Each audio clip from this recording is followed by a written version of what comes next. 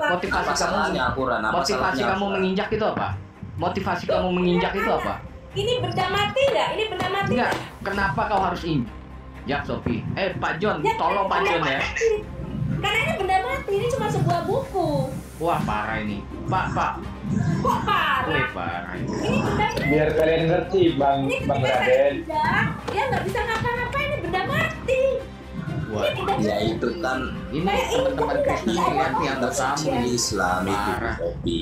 Kau Ini saya injak nih pakai kaki, dia nggak teriak tuh, lihat tuh benda mati dia. Ini benda mati nih Quranmu nih. Nih saya injak kok, nggak teriak dia. Kayak kau Ini emosi, benda mati. Sofi. Kenapa kau marah? Kenapa kau saya sampai marah? kesurupan? Loh, yang saya tanya kenapa kalian marah? Ini kan buku. Kenapa kau enggak? Kenapa kau kesurupan begitu? Loh, kenapa Kau kesurupan? Loh, Ini satu orang yang lagi. menginjak kita orang itu kalau enggak itu kesurupan. Lo nggak ngapa-ngapain Quran? Wih. Nggak membantu. Assalamualaikum warahmatullahi wabarakatuh. Sobat Ngaji, semoga semuanya dalam satu afiat dan senantiasa ada dalam lindungan Allah Subhanahu wa taala. Amin ya Allah ya rabbal alamin. Marak sekali penodaan agama yang dilakukan oleh non-muslim kepada Islam. Dan salah satunya yang di video tadi adalah Sofiatul. Dia naudzubillah min dzalik melakukan hal yang tidak senonoh kepada kitab suci Al-Qur'anul Karim. Nah, ikhwafillah, di sini kita akan jelaskan tatkala mereka menantang azab kepada Allah Subhanahu wa taala, lalu bagaimana jawaban dan bukti nyata dalam Al-Qur'anul Karim terkait daripada azab-azab Allah Subhanahu wa taala. Seakan-akan kan mereka itu selalu menantang, mana azab Allah itu? Mana azab Allah itu? Mana siksa Allah itu? Tidak ada. Saya tunggu dari kemarin tidak ada. Saya tunggu sebulan yang lalu tidak ada sampai sekarang. Saya biasa-biasa saja. Saya sehat-sehat saja. Begitu kata mereka dengan nada merendahkan. Nauzubillahi min dzalik. Baik, kami akan jawab semuanya tentang bagaimana Allah Subhanahu wa taala mengadab seseorang dan bagaimana Allah Subhanahu wa taala mengadab satu kampung, satu kaum ya ikhwah. Ini sangat mengerikan kalau misalkan kita melihat dalam ayat Al-Qur'an, yang kedua kita melihat dalam sejarahnya ya ikhwah. Baik, sebelum kita ke sana, kita akan ketahui terlebih dahulu terkait daripada Sofiatul ini, bahwa orang ini memang begitu bencinya kepada Islam, begitu luar biasa murkanya kepada Islam. Apa yang orang ini lakukan ya tidak mencerminkan seorang manusia ya, karena manusia yang memiliki akal dan memiliki nalar, memiliki hati, maka saya yakin tidak akan melakukan hal yang tidak senonoh seperti itu. Baik, terkait daripada mereka yang selalu menantang azab Allah Subhanahu wa taala, apakah azab Allah itu ada dan azab Allah itu nyata? Nyata adanya dan pasti akan terjadi ya ikhwah. Dan kami ingatkan, azab Allah itu waktunya tidak sesuai dengan selera peminta. Azab Allah itu hak Allah dan prerogatif Allah Subhanahu wa taala, kemudian Allah lah yang memutuskan. Jadi kalau misalkan ada seorang yang mengatakan, kapan azab Allah itu datang? Saya pengen diazab oleh Allah Subhanahu wa taala.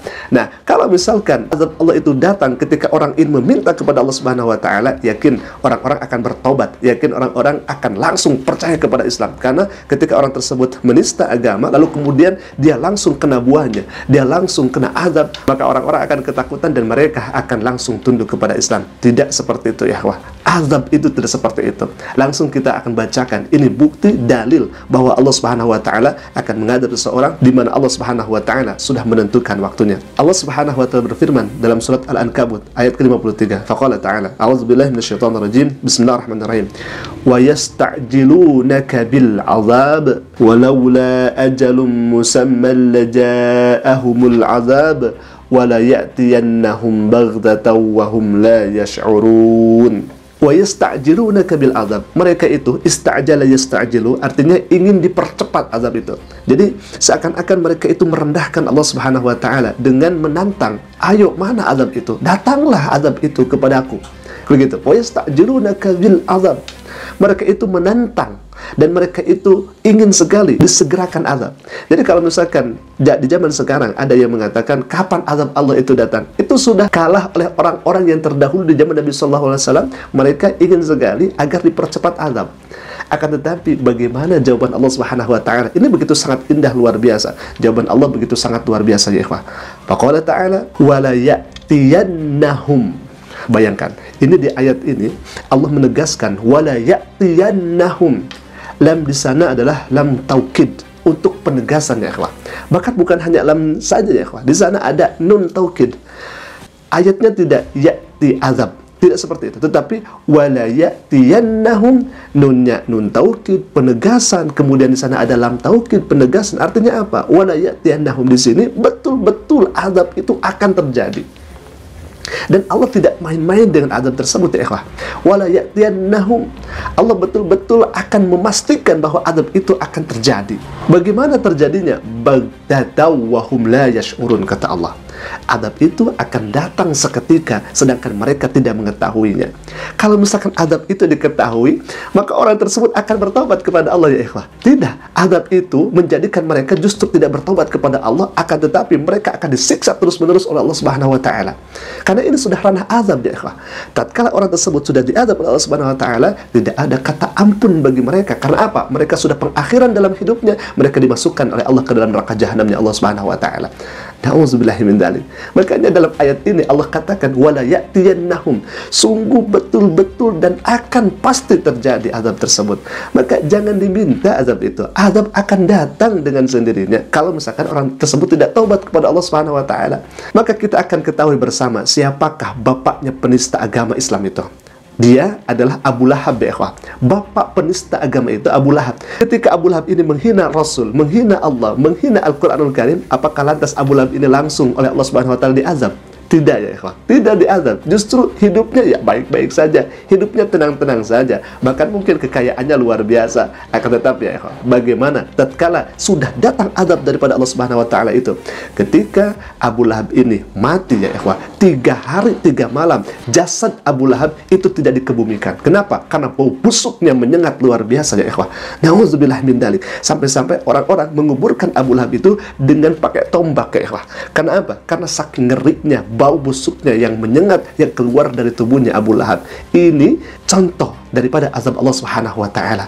Apakah memang itu kebetulan? Tidak, karena sebelumnya Abu Lahab ini begitu keras dan terang benderang penghinaannya kepada Rasulullah SAW, penghinaannya kepada Al-Quranul Karim. Maka tatkala sudah datangnya azab, tidak akan mengelak lagi ya ikhwah. Justru orang tersebut akan dihinakan oleh Allah Subhanahu wa taala dengan sehina-hinanya.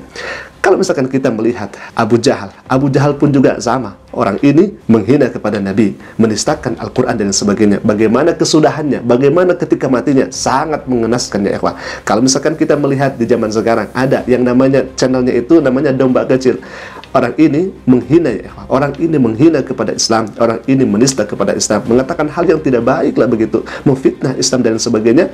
Maka bagaimana keakhirannya ya ikhwah? Bagaimana kesudahannya? Orang ini mati meregang nyawa ketika azan berkumandang. Nauzubillah min dzalik.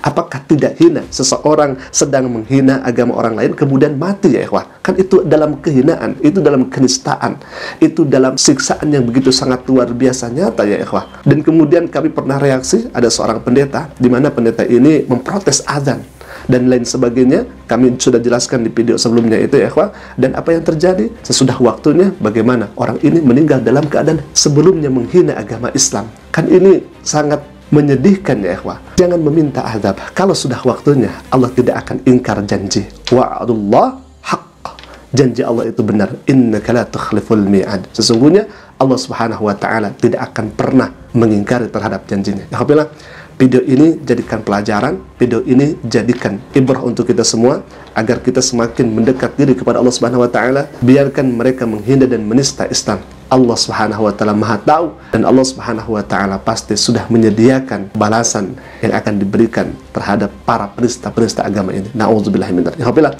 mungkin itu dulu yang bisa kami sampaikan. Semoga video ini bermanfaat. Jika bermanfaat, silakan klik saja tombol subscribe-nya dan jangan lupa aktifkan juga notifikasinya agar setiap kami upload video baru, insyaallah akan menjadi pemberitaan untuk kita semua. Assalamualaikum warahmatullahi wabarakatuh.